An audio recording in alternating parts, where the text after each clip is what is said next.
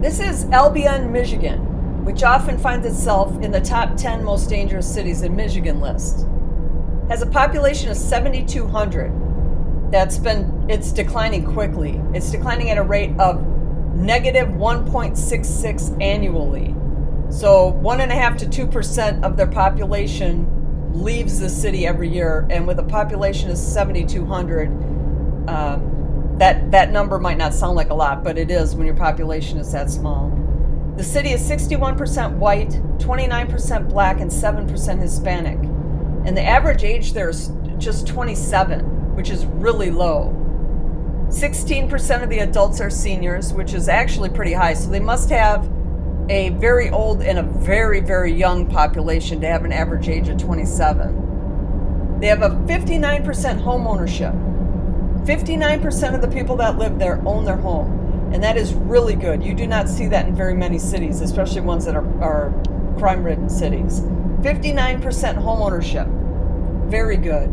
Average income, $35,000, that's about normal for these kind of cities. The poverty rate is 26.7%, so 1 in every 4 people that live there live below the poverty rate. Again, that's fairly typical for a city like this. Their marriage rate, however, is only 27.8. So 27.8% of the people that live there are married. That's really low. 78% of the people were born there, and less than 1% are listed as non-citizens.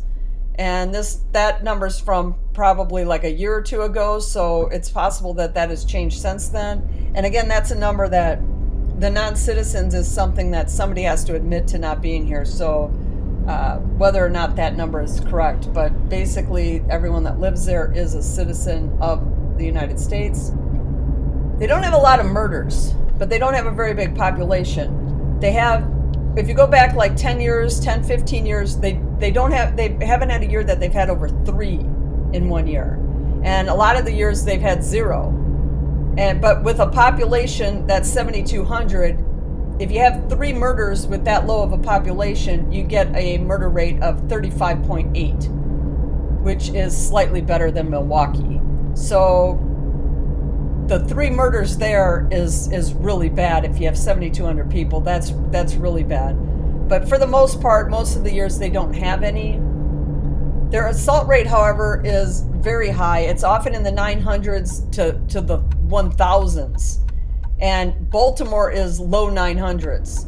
So if you want to look at it that way, their assault rate is very similar to that of Baltimore. Their overall violent crime is 196% worse than the national average, which starts getting them into that if-year territory. I consider anything around 100%, 80, 90, 100%. In around that, I consider that like just regular city bad. And when you start getting up to 200s, that's where you start getting into that if-year area. And the year-over-year crime increase there is 28%. That's one of the highest increases I've seen in doing some of these. That's a huge percent increase. And if they don't get that in check and they do that for a couple years, the city's not going to be, barely even livable. Your odds of becoming a victim of a crime there are 1 in 22.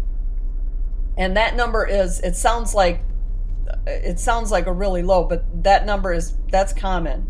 1 in 22 is pretty normal. 1 in 30, right around that. That's pretty normal for a city like this. The cost of living there is way lower, and their housing is 56% lower than the national average, which explains why 59% of the people there own their home.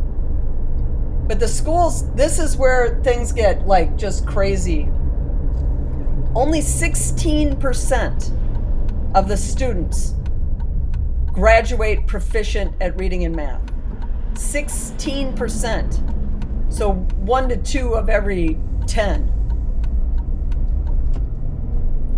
That is the lowest number I've seen on this. And I've looked at a lot of cities. That's the lowest number I've seen. Michigan as a state is 42%, and the United States as a whole is 48% of the kids graduating being able to read and do math at a grade 12 level.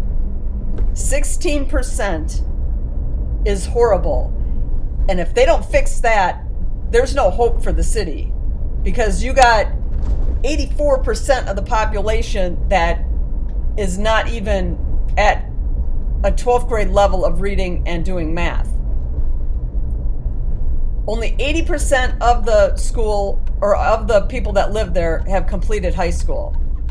And 83% have completed the 8th grade.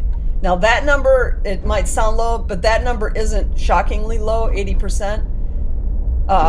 It's often in around 85, so maybe it's a little low, but most cities it's in around 85%, which is very sad for the United States to even have to say that they're not really graduating. I mean, before I started doing this, I thought it would be, 95%. I mean, when I went to school, you might have one kid drop out or something, but for the most part, most of the kids at least, stuck it out and finished and got their diploma. But, so 80% completed high school.